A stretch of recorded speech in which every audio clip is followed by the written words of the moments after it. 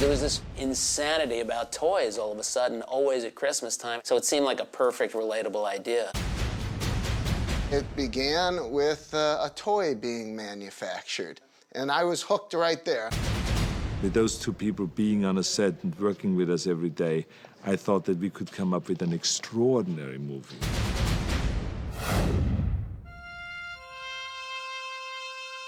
It's hard to believe that everything my father used to yell at me about, sitting around reading comic books, watching TV, would lead to a pretty decent career.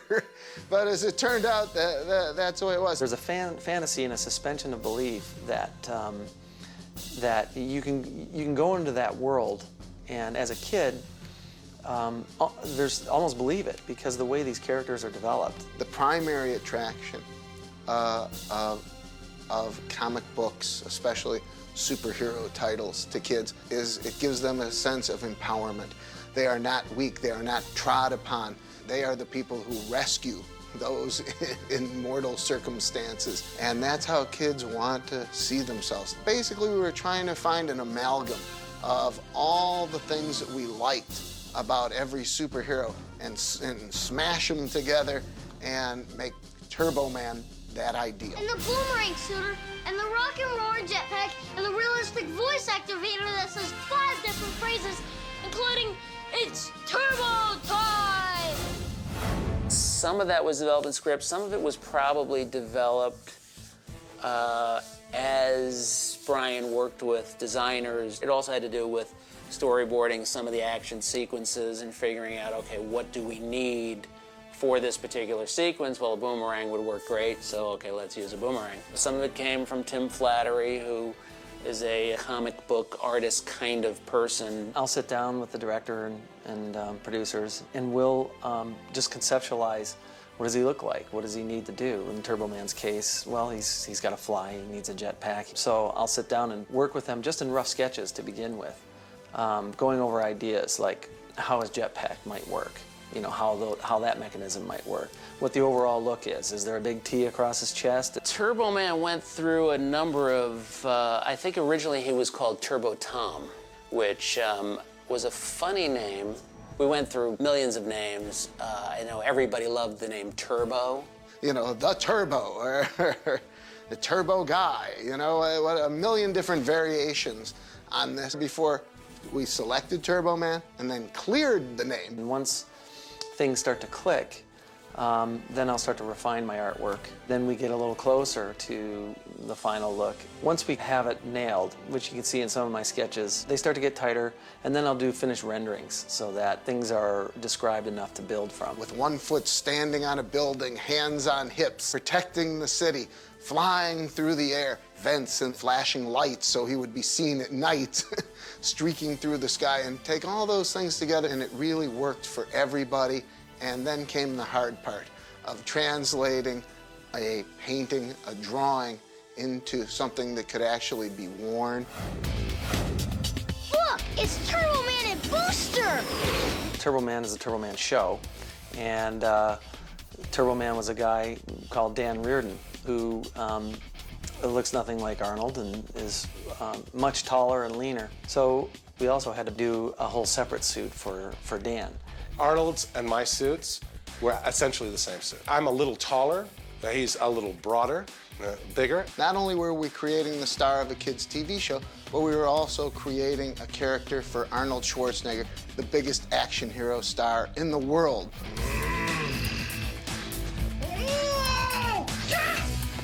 And so there were so many different design considerations. The most important, that he be an iconic-looking superhero and that he's identified immediately as a great superhero.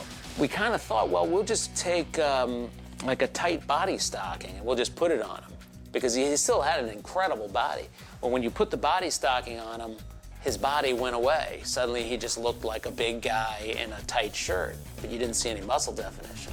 So we do a plaster wrap body cast of him. You're almost not able to breathe, where you cannot inhale, where you feel really constrained, constricted, claustrophobic when they put this on. They had these plaster gauzes that are heat sensitive. Once you wet them, they start to get very warm and then they harden. They had baths, plastic, like small bathtubs set up, and they had all these strips laid out, all ready to go. And they had 5 guys actually, one guy to wet the strips and hand them to the different guys, and 4 guys at once were putting these things on. You stand on a little pedestal, and then they just wrap you as fast as they can. And then you've got to stand there for, I think it's like 15 or 20 minutes. You've got to stand as still as possible and let that thing solidify. But being the guy he is, it was a piece of cake. He's a complete professional. We did the body cast, set that up, and then start sculpting the suit on top of his body so that it fits him perfectly. So we sculpted the suit out of Chavant clay, get the design to the point where Brian can come in, take a look at it, and see the direction it's going in real life. Well, just so... Right on top of the pecs, you mean? I mean, just look at his natural guy. Right in here, he's got a big muscle. We're not expressing that. Okay. No, I have to say, I think it looks pretty in here, and it's making him look narrow, though. Then once we finish the sculpture, we mold it, do different molds of that, and do foam latex injections of all the parts. Then we have kind of foam parts of the Turbo Man suit. And from there, a bodysuit's sewn up over Arnold's body again and put back on his body cast. That all gets embedded into the spandex. It was a little goofy in the beginning, but when Arnold got into that suit, you know, he's the ultimate superhero without a suit. So seeing him in it, you know, was pretty great. Oh, I thought it was beautiful. I mean, it's a gorgeous suit, and you know, as usual, all this attention was paid to like comic book details. Tim Flattery, who guided this from concept to finished product every step of the way. And I remember the first time that we brought a finished suit. Brian was so busy; he's in the middle of shooting a movie. I had no, you know, we had 2 seconds to talk. And then they wrapped out, and I went back to my hotel room. I was leaving the next day, and he called me. And he said, "That's the best suit I've ever seen in any movie." And to hear that, you know, it was like, that made the world right. And I was ready to spend the 3 months shooting it. Ready and action.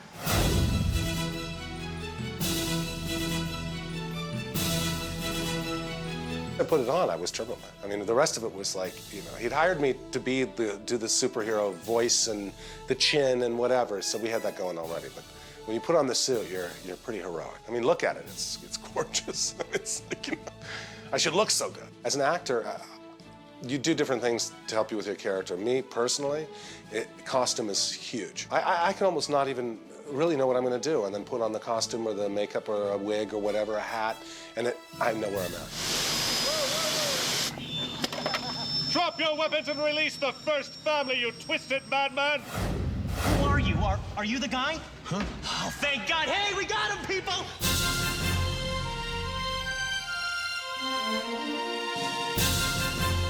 Turbo Man standing there doing nothing. You tell, come on, Turbo Man, fly, use your jetpack.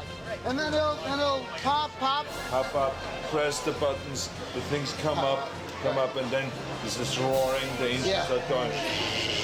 And it's turbo. It's turbo time! And then just go out, okay. Whenever you do a stunt, it's gonna be uncomfortable. That's why they call it stunt. You know, it's dangerous, it's uncomfortable, it's tedious work. There were a bunch of suits. I mean, we had suits for stuntmen, we had suits for doubles. The suits, you know, took a beating. 3, 2, 1, action!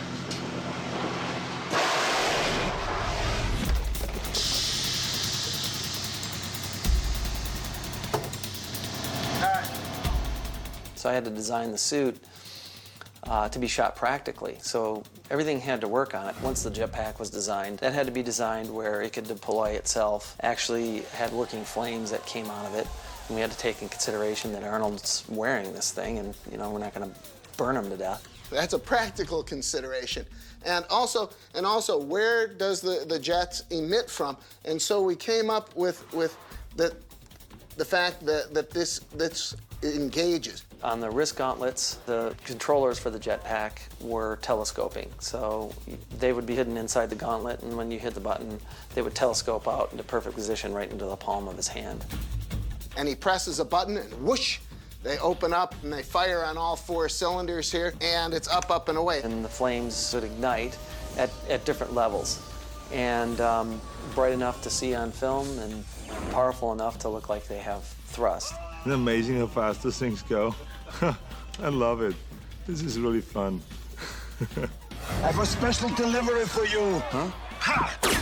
Also, we had the turbo discs that he would fire most effectively right at the camera. And that was a practical utensil there. Those were built so that the piece on the arm had to accommodate that equipment in order to actually shoot turbo discs out and to fire them manually so that you have a control on the bottom of your palm. Underneath was a track that shot these discs, and you literally, it was cool. You know, they came right out of your glove, and you did this great disc shoot.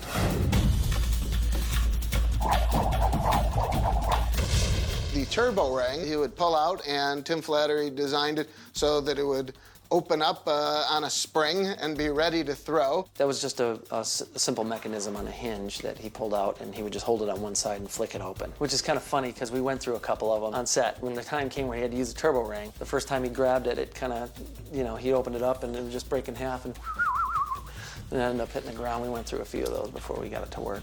And we would throw it, and usually there'd be a couple of people there with a blanket. So you threw it into a blanket, and they'd catch it because those things were expensive. And if it broke, well, you know, you only got a limited number of those things. Wow. And those are all practical working mechanisms that today, a lot of that stuff, 90% of that stuff I just described would be done in CG, whereas when we did the movie, we built it all practical, and it worked.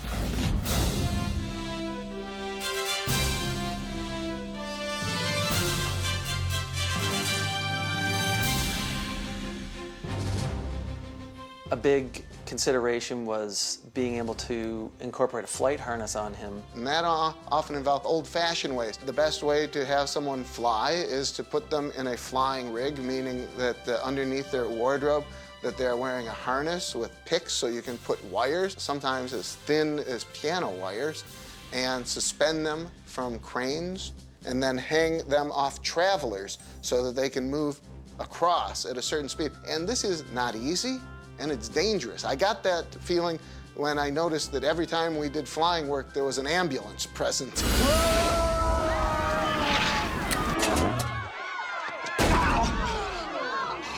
One of the biggest challenges was the flying element because I'm afraid of heights. So I was in a 50-foot crane. And then when they bring you up, they wind you up like zzz.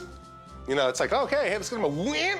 You're like, whoa, whoa, whoa, whoa, whoa, whoa. You know, then they kind of realize, oh, where I'm at with it, then they slow it down, and they're very accommodating, but in the beginning, because it doesn't phase them at all, and they know you're safely rigged, so zip him up. Yeah. The agony of all this harness and the stunts and the flying around and banging around and hurting yourself and all those kind of things. You'll come home, it looks like someone just macked you with a hammer, like on both arms and your hips where the pivots are. You know, a lot of times you don't realize it, and it's riding up, it's cutting into your groin and cutting off the circulation to your legs, and what we do for art, you know. But then Brian would say, Dan, do it again. I'd say, gladly, for you, sir. But the key thing is, again, and that is that you think not about the harness and, oh my God, how tight this is and how uncomfortable this is, but about the end result. I'd say, you know, aren't these killing you over here? And, man, isn't it hot in there? And he's like, never complain, never explain. And then he just like walks away, you know. He leaves you with these little pearls. I'm like, I'm using that on my next date. I can be in a harness for hours.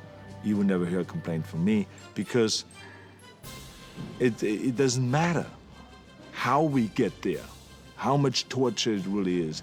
What really matters is that it will be a wonderful movie, and you see me flying around as this turbo man from left to right, up and down.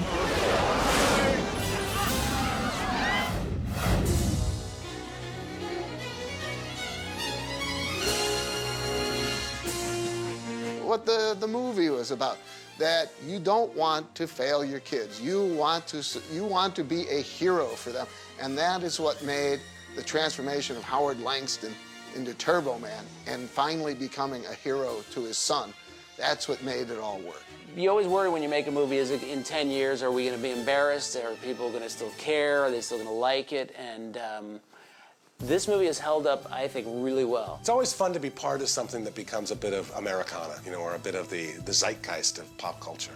You can participate in that in any way is neat. It's not political, it's not violent, it's not, you know, nasty in any way. It's like, it's fun. I can't say it enough. If kids are liking what you did and they're excited by it, then everything was worth it.